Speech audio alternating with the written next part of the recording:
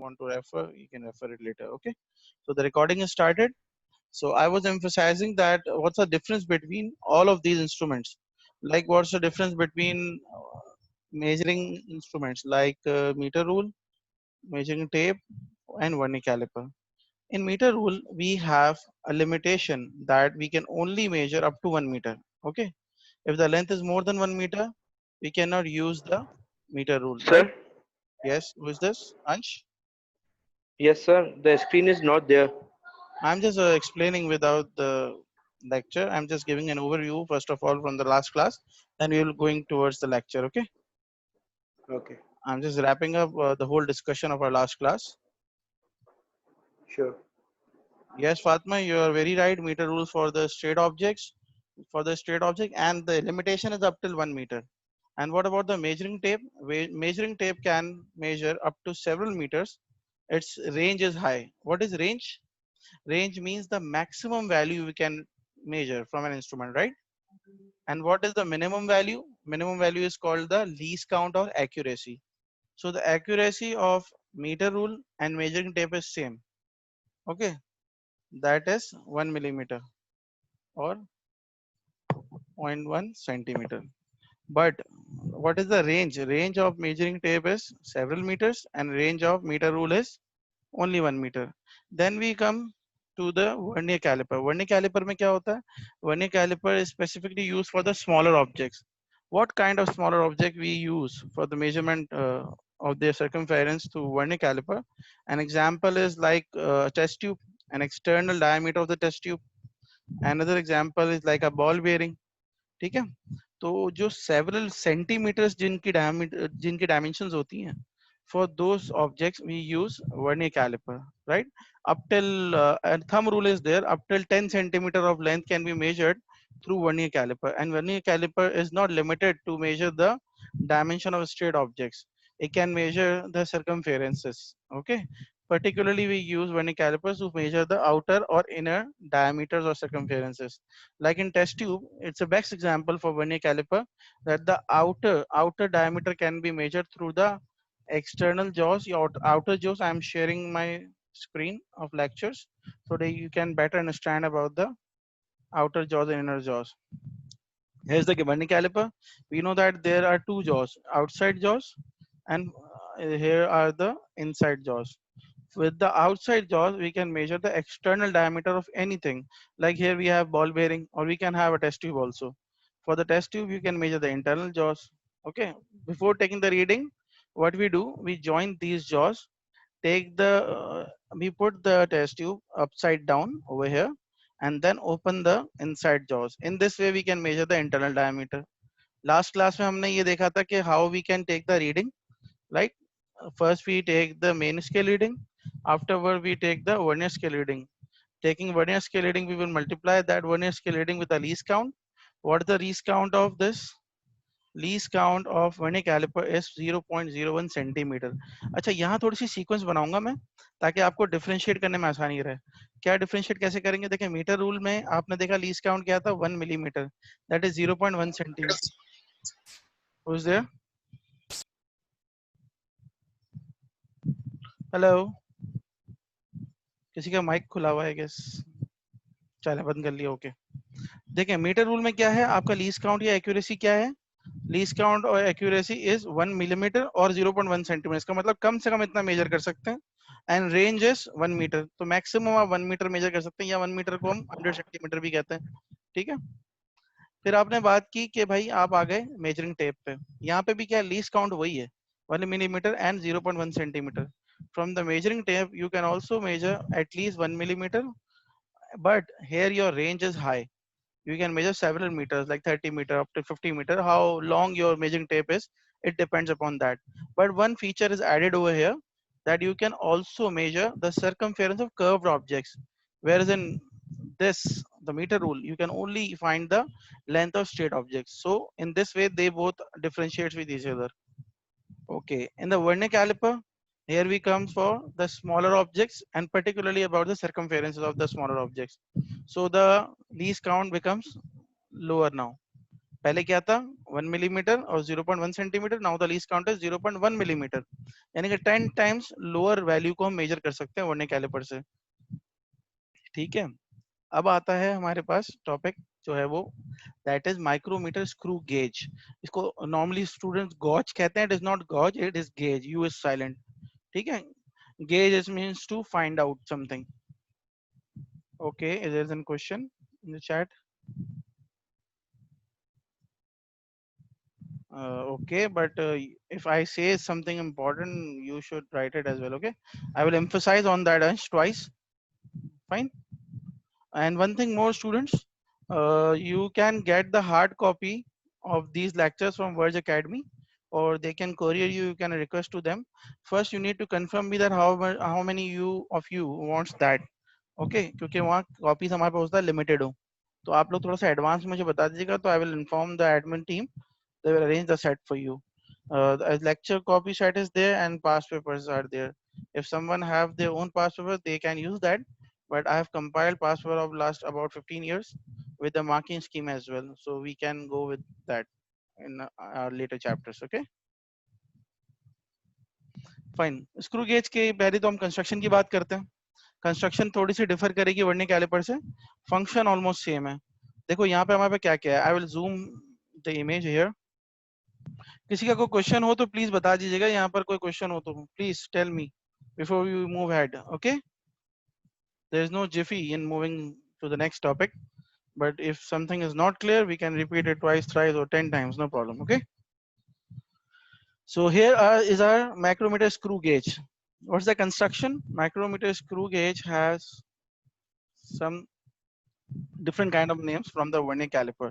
अगर हम एक एक करके start करते हैं तो first of all we have a ratchet. Ratchet is over here. इसका पर्पस क्या होता है?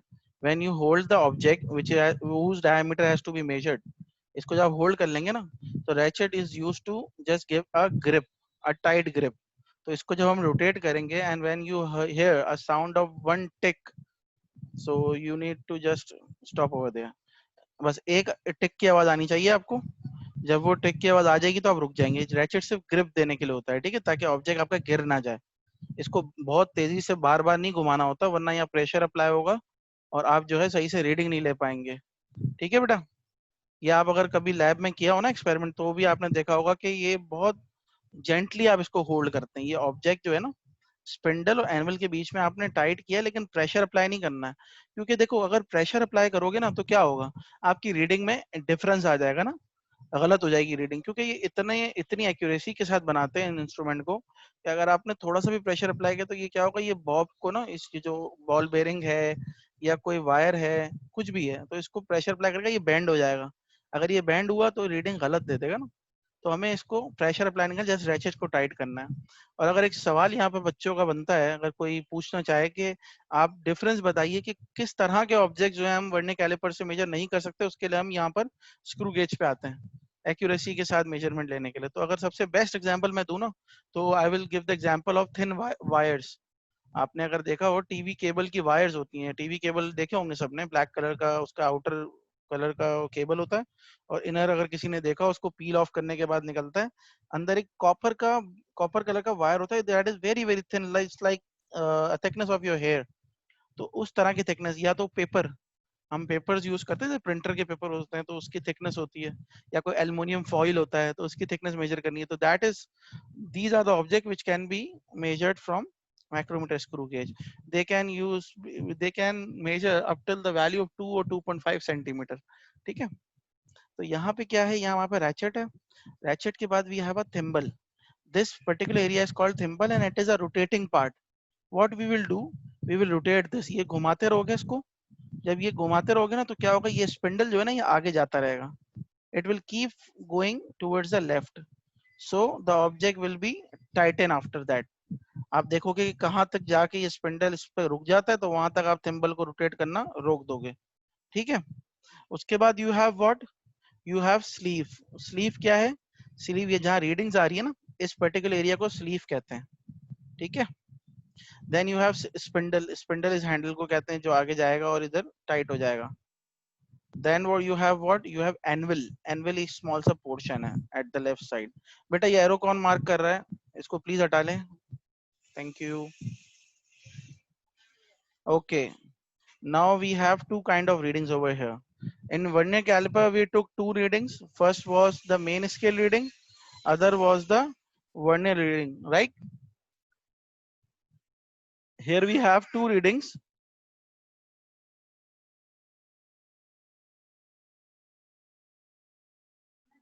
We have two readings, that is main scale and thimble reading over here.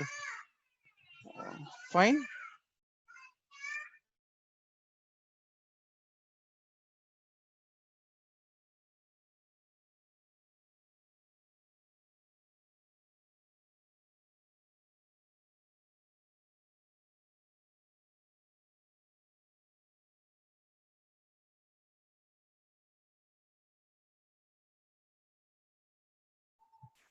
Hello. Hello.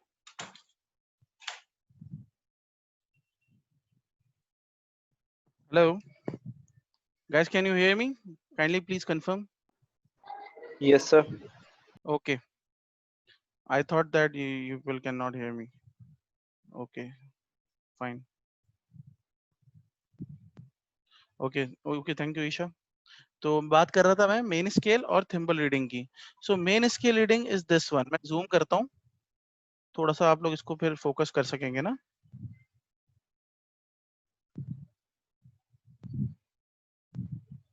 ये देखें, this is our main scale reading. जो यहाँ पर चल रहा है ये scale 0, 5 and until so on. This is our main scale. और जो थिम्बल के ऊपर स्केल है ना, 0, 45, 40, 35, this is our thimble scale. Okay. यहाँ पर वर्नियर स्केल नहीं होता, यहाँ थिम्बल स्केल होता है. वर्नियर कैलिपर में वर्नियर स्केल होता है. अब हम करेंगे क्या, सारा प्रोसीजर वही है. हम यहाँ पर भी मेन स्केल रीडिंग लेंगे, थिम्बल स्केल रीडिंग लेंगे और दोनों को ऐड कर देंगे. फाइन. मेन स्केल रीडिंग कैसे लेंगे, इसकी टेक्निक थोड़ी सी डिफरेंट है. अच्छा, यहाँ तक किसी को क्वेरी हो तो प्लीज बता दें, ताकि हम फिर आगे बढ़े तो पीछे का कॉन्सेप्ट क्लियर हो ना आपका. किसी को क्वेरी तो नहीं है कोई?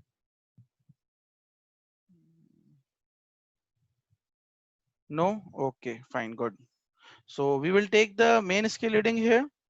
अब देखो यहाँ पर मैंने एक वायर रखा है. देखो वायर, आप कहोगे यार इतना मोटा इतना बड़ा वायर, तो ये ऐसा वायर नहीं होता. हमने बेसिकली क्या किया, इसको जूम करके दिखाया है. एक वायर का क्रॉस सेक्शनल दिखाया है. क्रॉस सेक्शनल व्यू समझते हैं आप लोग? यानी कि समझो वायर को आपने लेंथ लेंथ की तरफ से नहीं देखा है, आपने साइड व्यू में देखा है. साइड व्यू में क्या होगा, एक गोल सा सर्कल होगा ना बहुत छोटा सा, तो उसको जूम करके दिखाया. तो समझो हमने वायर ऐसे प्लेस किया है कि यहाँ से वायर की लेंथ जा रही होगी साइड से. ठीक है. तो वायर का क्रॉस सेक्शनल एरिया ये होगा. तो वायर कितना मोटा है, कितना क्रॉस सेक्शनल एरिया है उसका, वो यहाँ से मेजर होगा. तो हम रीडिंग लेने जाते हैं, तो रीडिंग हम मिलीमीटर में आएगी. वर्नियर स्केल में क्या था, सेंटीमीटर में रीडिंग ले रहे थे. यहाँ मिलीमीटर मिलेंगी, क्योंकि यहाँ पे लीस्ट काउंट क्या है, 0.01 मिलीमीटर. वहां पे लीस्ट काउंट क्या था, 0.01 सेंटीमीटर. ठीक है भाई. तो अब हमने रीडिंग ली. रीडिंग क्या बनती है आपकी, जूम हो गया, नजर आ रहा है सबको?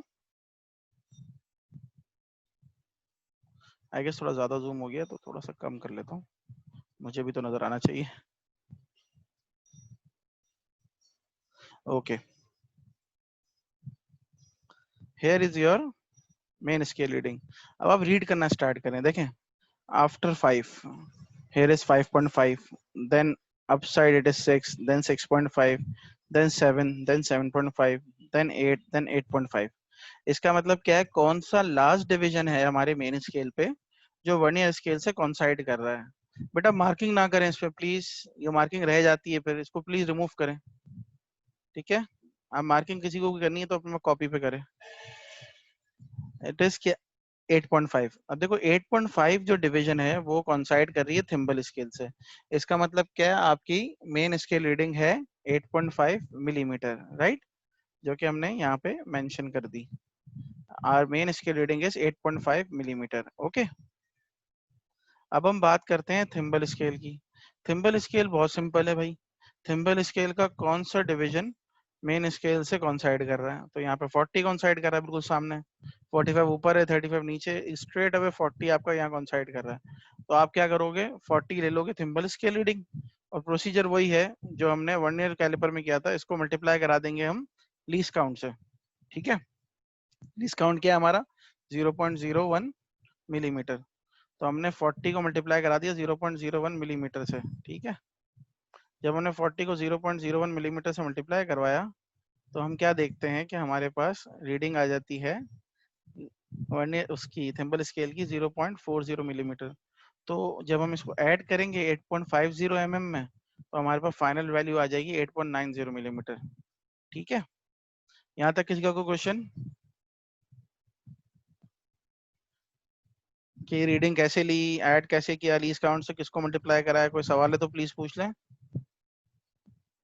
इसके अलावा माइक्रोमीटर स्क्रू गेज में और कुछ नहीं है, आपको इस तरह से रीडिंग लेना आनी चाहिए, ये आपकी एटीपी के अंदर बहुत काम आएगा। ठीक है, पेपर 2 के अंदर इसका जिक्र बहुत कम होता है, पेपर 1 में कभी कभार एमसीक्यूज में आया था, लेकिन एटीपी में तो लाजमी आता है इसका क्वेश्चन ना, नॉर्मली हर एक साल छोड़ के एक साल आता है। तो you have been given any sort of experimental scenario, वहां पे आपसे कहा जाएगा कि भाई you need to measure the diameter of 3 bobs of any different kind of material, और सबकी वैल्यूज आपको इस तरह से इमेज के फॉर्म में दी हुई होंगी, you need to calculate the value. ठीक है, you need to indicate that what is the main scale value, what is the thimble value, then you need to add it and give the final reading, right? Any question? No? चलो, that's good. Precautions की बात करते हैं। Precautions क्या है? These are the precautions we need to take while performing our experiment in the laboratory. क्योंकि जब आपका ATP का क्वेश्चन होगा, ATP से सबसे समझ में आ रहा है ना, alternative to practical, it is a paper 4, it is a compulsory paper of about 1 hour and 4 questions are there in that. That's a very easy part of our course, बहुत easily आप उसको परफॉर्म कर लेते हैं, छोटे से experiment होते हैं और 1 घंटा बहुत होता है उसको करने के लिए। तो इसमें ये क्वेश्चन बड़ा इंपॉर्टेंट आता है, नॉर्मली आता है कि what are the precautions you need to take while doing an experiment. तो तकरीबन कुछ सिमिलर काइंड ऑफ एक्सपेरिमेंट्स के तो सिमिलर काइंड ऑफ प्रिकॉशंस होते हैं, यानी कि जैसे हमने यहाँ पर लेंथ मेजरमेंट्स के इंस्ट्रूमेंट्स पढ़े हैं, तो उनमें सब में एक खास कॉमन किस्म के प्रिकॉशंस होंगे, वो मैंने यहाँ पर 5 के करीब लिख दिए, वरना 2 या 3 पूछते हैं वो, तो 5 ऐसे लिख दिए, आपको जो याद रहे आप वो उस वक्त लिख सकते हो। सबसे पहले क्या करना है आपको, check zero error and note its value. Check zero error and note its value, ये क्या होता है जीरो एरर? हम जब भी किसी भी एक्सपेरिमेंट को परफॉर्म करेंगे किसी भी इंस्ट्रूमेंट से, सबसे पहले हम क्या करेंगे, हम ऑब्जेक्ट को हटाएंगे अंदर से, इसको फॉर एग्जांपल स्क्रू गेज की बात करता हूँ, तो मैं ऑब्जेक्ट को रिमूव करूंगा, थिम्बल को रोटेट करता जाऊंगा, इतना रोटेट करूंगा कि स्पिंडल जो है पूरा एनविल तक जाके टच हो जाए, और फिर मैं देखूंगा कि क्या मेन स्केल और वर्नियर स्केल दोनों, यानी मेन स्केल का जो ये स्केल का एक्सेस है ये वर्नियर स्केल के जीरो से टच हो रहा है, जाहिर है मैं जब पूरा यहाँ तक ले जाऊंगा तो जीरो आ जाएगा ना यहाँ पर वर्नियर स्केल का। अगर बिल्कुल सामने जीरो आ रहा है इसका मतलब क्या है, आपका इंस्ट्रूमेंट में जीरो एरर प्रेजेंट नहीं है, आपका इंस्ट्रूमेंट बिल्कुल सही है, कोई एरर नहीं है इसके अंदर। इसी तरह वर्नियर में क्या है, वर्नियर में हम क्या करते हैं, हमने ये ऑब्जेक्ट हटाया, हमने दोनों जॉस को मिला दिया आपस में, जब ये दोनों जॉस मिला दूंगा तो ऊपर वाले दोनों जॉस मिल जाएंगे, तो क्या होगा, मेन स्केल जो ये वाला स्केल है इसका जीरो, और ये नीचे वाला स्केल जो वर्नियर स्केल है, अगर आपको मैं जूम करके दिखाऊं तो ये वर्नियर स्केल का जीरो मेन स्केल का जीरो आपस में ऊपर नीचे कॉन्साइड कर देना चाहिए। तो अगर ये हो रहा है कॉन्साइड तो इसका मतलब क्या है, यहाँ पर भी कोई जीरो एरर मौजूद नहीं है, आपकी एक्सपेरिमेंट की जो रीडिंग आएगी वो एक्यूरेट आएगी। तो ये तो सबसे पहली प्रिकॉशंस आपने लेनी होती है। दूसरी प्रिकॉशन क्या लेते हैं आप, दूसरी प्रिकॉशन जो है आप लेते हैं वो लेते हैं कि अपने इंस्ट्रूमेंट को साफ सुथरा रखते हैं, clean and wipe the instrument. ठीक है, कोई वेयर एंड टेयर ना हो उसके अंदर, कोई रबिंग ना हुई भी हो इंस्ट्रूमेंट पे, कोई मटेरियल प्रेजेंट ना हो, क्योंकि बहुत छोटी छोटी चीजें भी यहाँ पर मैटर करती हैं। Third one which is the most important, that is avoid parallax error. Parallax error जो मैंने लास्ट क्लास में भी समझाया था कि क्या होता है, it is the error while taking the reading from your eye. आपको आई की पोजीशन ऐसे रखनी है कि जो स्केल है ना जिसको आप रीड कर रहे हो, किसी भी इंस्ट्रूमेंट में स्केल जहां पे भी होगा, वो स्केल रीड करते वक्त आपकी आई जो है ना उस स्केल से 90 डिग्री पे होनी चाहिए, बिल्कुल directly opposite to the scale. ठीक है, क्योंकि अगर आप 90 डिग्री पे नहीं देखोगे तो आप रॉन्ग रीडिंग लोगे। जैसे फॉर एग्जांपल यहाँ पर एक इमेज में आपको दिखाता हूँ, ये देखें, यहाँ हम लेंथ मेजर कर रहे हैं, अब ये स्केल है, अगर मैं स्केल के बिल्कुल ऊपर अपनी आंख रखूंगा ना, यहाँ पर और यहाँ पर 2 रीडिंग लूंगा, तो मैं बिल्कुल एक्यूरेट रीडिंग लूंगा, क्योंकि 90 डिग्री का एंगल बना रही है, यहाँ से यहाँ तक 90 डिग्री परपेंडिकुलर है। लेकिन अगर मैं यहाँ से देखूंगा, मुझे ये रीडिंग देखनी, लेकिन मैं आई यहाँ रख के देख रहा हूँ, तो I will take wrong reading. at an angle. I don't need to take the reading from the angle. I need to place my eye at 90 degree. Okay. तो ये होता है parallax error. We need to avoid that also, ताकि हमारी reading accurate आए. ये सब क्यों करते हैं? ताकि हमारा आंसर सही आए. फिर क्या करते हैं? Grip the object in instrument gently. ये मैंने हर इंस्ट्रूमेंट पढ़ाने से पहले आपको बताया था कि भाई आप जब भी होल्ड करेंगे ना अपने ऑब्जेक्ट को, जेंटली होल्ड कीजिएगा, प्रेशर नहीं लगाइएगा. आपने बस बिल्कुल बिल्कुल स्लाइटली होल्ड किया, ऐसा होल्ड किया कि गिरे भी नहीं और बहुत ज्यादा टाइट भी ना हो जाए. ठीक है. तो उससे क्या होगा, आपका एक्सटर्नल प्रेशर नहीं लगेगा उसके ऊपर, और जो रीडिंग आएगी वो बिल्कुल एक्यूरेट आएगी. ठीक है.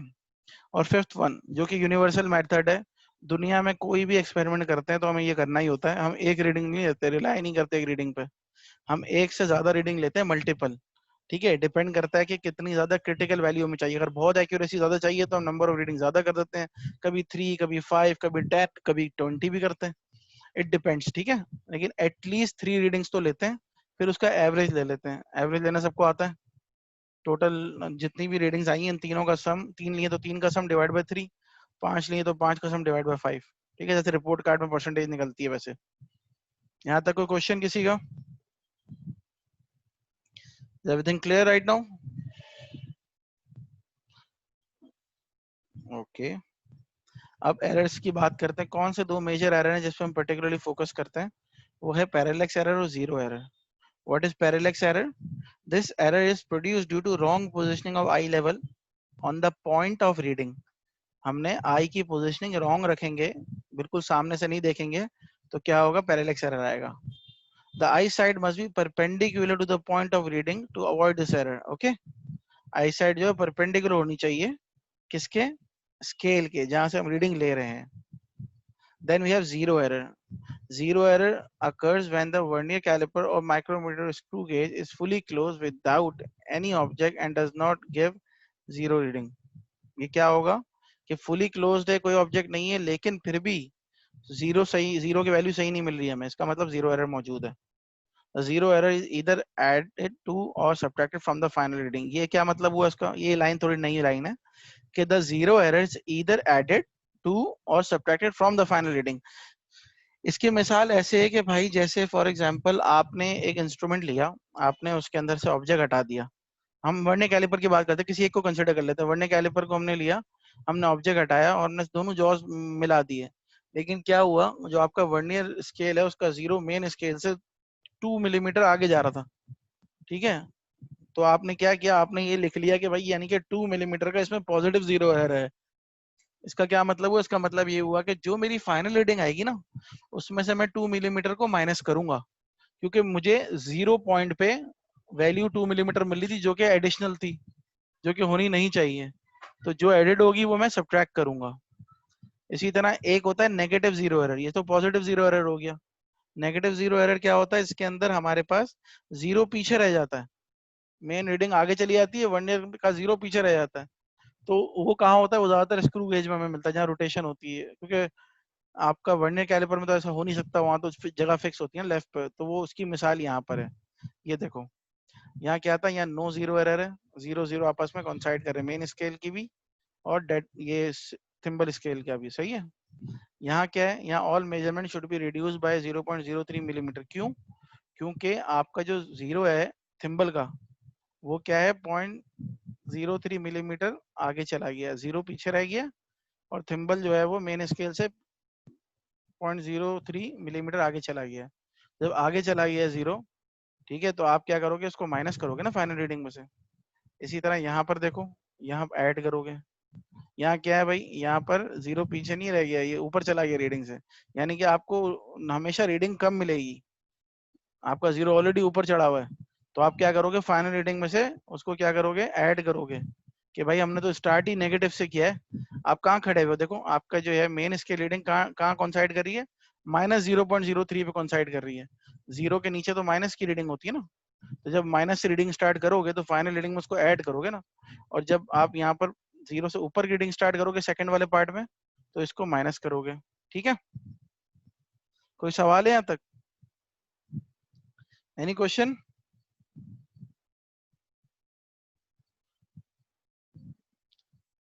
एक क्वेश्चन आया, चलो भाई कौन है, दो क्वेश्चन है। नॉट क्लियर, अब क्लियर? फातिमा अब क्लियर है? अच्छा no sir it's clear, okay okay, चलो सही है, ओके सॉरी यार मैंने पूरा नहीं पढ़ा था। ह्यूमन रिएक्शन एरर, अच्छा इसका किसी को आइडिया ह्यूमन रिएक्शन एरर क्या होता है? थोड़ा सा इंटरेक्टिव भी बनाओ क्लास को, मैं बोल बोल के आप लोगों को लगेगा कि यार बोर हो रहे होगे, तो जरा सा पूछें तो सही, ह्यूमन रिएक्शन एरर क्या होता है? किसी को आइडिया? इसको हटा देता हूँ, थोड़ा सा आइडिया एक एक करके लेता हूँ। अंश बताइएगा, what is human reaction error? Sir ये पढ़ा नहीं है आज तक, पैरेलैक्स पढ़ा है, जीरो एरर पढ़ा है सर, ये नई चीज है। हाँ बिल्कुल नहीं चाहिए, मैं तो तुक्का लगाने का बोल रहा हूँ ना, तभी तो बोल रहा हूँ, मुझे पता है किसी ने नहीं पढ़ा होगा। मैं तो ऐसे ही एक होता है ना थॉट ले रहा हूँ, ताकि पता चले कि कौन किस किस पेज पे है। एक आइडिया लगो, नाम से क्या लगता है ह्यूमन रिएक्शन एरर, किस तरह का एरर होगा? सर एक मिनट सोचने दे। सोचो सोचो यार। Yes Fatima, you are right, लेकिन लेट अदर पीपल आंसर। भाई बहुत हो गया अब, ये तो इतनी देर में तो केबीसी में आंसर दे दिया जाता है। अंश कोई मसला नहीं है, ना पैसे मिलेंगे ना कटेंगे, ना मार्क्स मिलेंगे ना कटेंगे, कुछ भी बोल दो, डजेंट मैटर।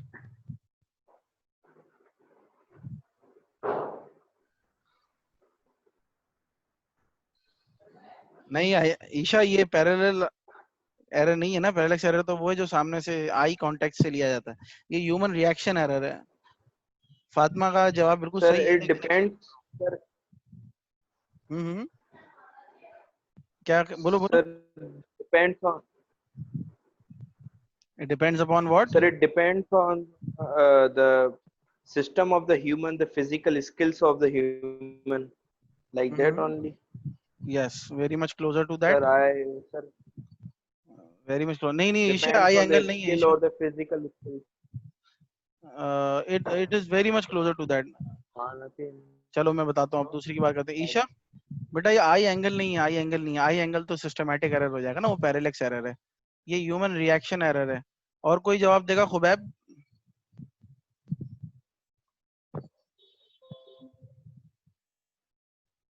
खुबैब भाई कहाँ चले गए? नजर तो आ रहे हो आप, जल्दी से अनम्यूट करो, जवाब दो।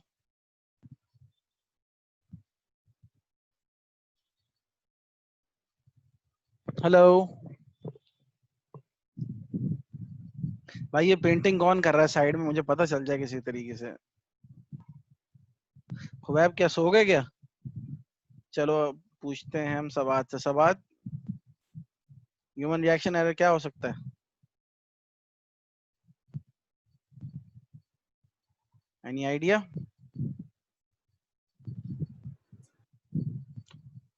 नहीं खुबैब, नहीं खुबैब यार, बोल दो, कुछ नहीं होता, कुछ भी बोल दो। देखो बात सारी ये है कि जितना सोचोगे ना, उतना स्किल डेवलप होगी सोच के बोलने की। अगर सिर्फ नहीं नहीं कह दोगे ना, तो फिर मजा नहीं आएगा यार, कुछ भी बोलो, कुछ दिमाग तो लगाओ। ह्यूमन रिएक्शन एरर क्या समझ के आ रहा है? ह्यूमन कोई ना कोई रिएक्शन दे, इसके एरर आता है ना। Sabahat, any idea?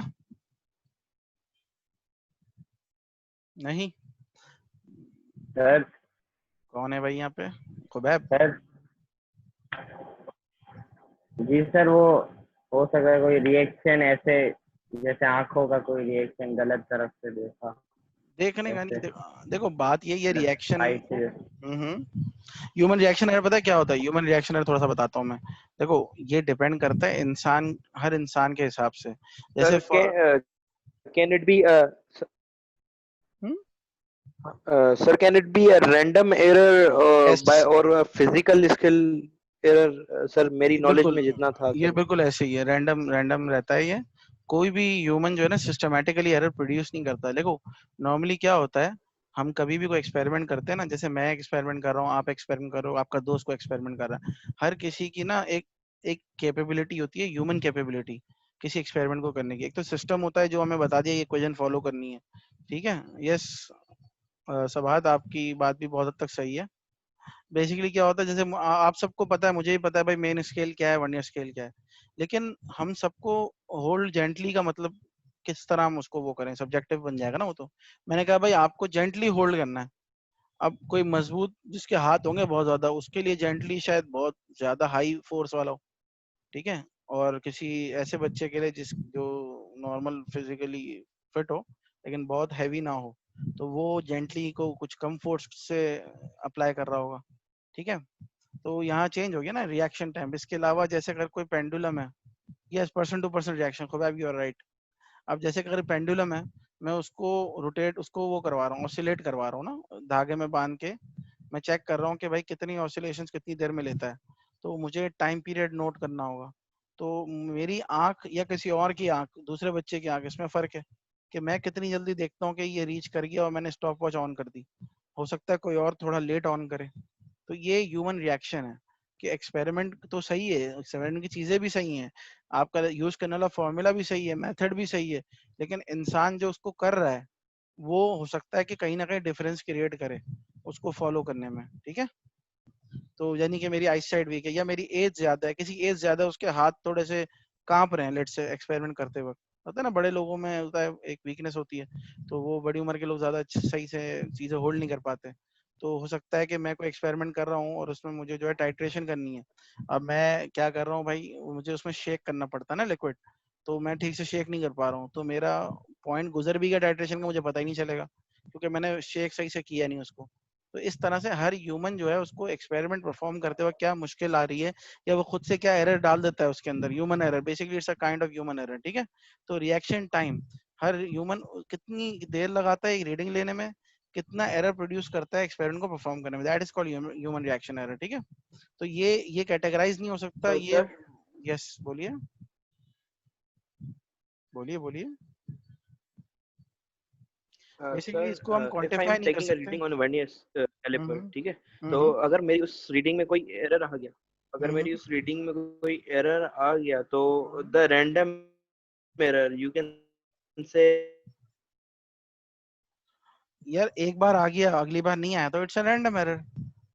Random error क्या होता है, वो विदाउट एनी रीजन आ जाता है, किसी भी अन इवेंट अन मतलब टोल्ड इवेंट की वजह से, एक्सीडेंट हो जाए, कोई आवाज आ जाए, कहीं से हीट ज्यादा आ जाए, ह्यूमन के आंख में कचरा चला जाए तो उसने गलती से थोड़ा देर से देखा, कुछ भी वजह हो गई जो अचानक हो गई, तो उससे रैंडम एरर आता है।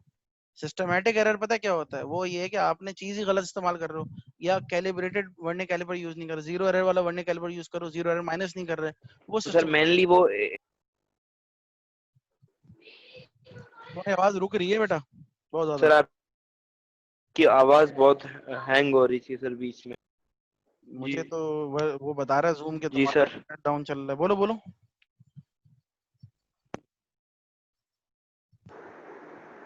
क्लियर, तुम्हारी बात सही है, रैंडम एरर होता है ये जो कभी कभार आता है ना, सिस्टमैटिक एरर होता है जो हमेशा रहता है, ठीक है।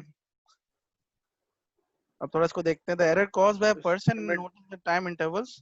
जी कुछ बोल रहे थे। सर मैं बोल रहा था सिस्टम में कि एरर जो होता है वो आपका मतलब जो मशीन में हो वही है ना, और सर बिल्कुल सही है, एरर बिल्कुल जो सही होगा है, वो ह्यूमन का होगा। ह्यूमन का होगा, यू आर वेरी राइट, लेकिन इस पे ज्यादा हमारा एम्फोसाइज नहीं है। ए लेवल फिजिक्स का चैप्टर नंबर 1 में इसमें बहुत ज्यादा है, यहाँ से हमारी डेफिनेशन के हद तक है, ए लेवल फिजिक्स में इसके क्वेश्चन आते हैं पूरे पूरे। अभी तुम एक ठीक साल जल्दी हो उसके लिए, ठीक है। ठीक। So the error caused by a person in noting the time intervals due to his or reaction time. This error varies from person to person according to their age. This error can be minimized by repeating the experiments, taking the average value. यही तो वजह होती है कि हम क्या करते हैं, हम एवरेज ले लेते हैं, क्योंकि देखो मैंने एक एक्सपेरिमेंट किया, मैंने अभी गलती कर दी, हो सकता है दूसरी एक्सपेरिमेंट दूसरी रीडिंग लेते हो मैं ना लूं, मैं गलती ना करूं उस वक्त, तीसरी लूं तो फिर गलती ना करूं, या फिर थोड़ी सी कर लूं, तो हम थोड़े से ज्यादा एवरेज ले लेते हैं, ताकि क्या होता है कि अगर कभी एक आध रीडिंग मैंने गलत भी ली हो ना, तो उसका एवरेज होके वो कंज्यूम हो जाए, डिस्ट्रीब्यूट हो जाए, ठीक है। अच्छा नेक्स्ट टॉपिक स्टार्ट करने से पहले मैं जो है मीटिंग दोबारा स्टार्ट कर लेता हूँ क्योंकि 2 मिनट रह गए। अच्छा मीटिंग का जो लिंक है वो सेम है जो मैंने अभी लास्ट में शेयर किया है, ठीक है, उससे लिंक आने की कोशिश करो, लॉग इन करो, मसला हो तो बताना। ओके, और वर्ड्स वाले तो वर्ड्स के ही लिंक से ऑनलाइन रहेंगे, ठीक है।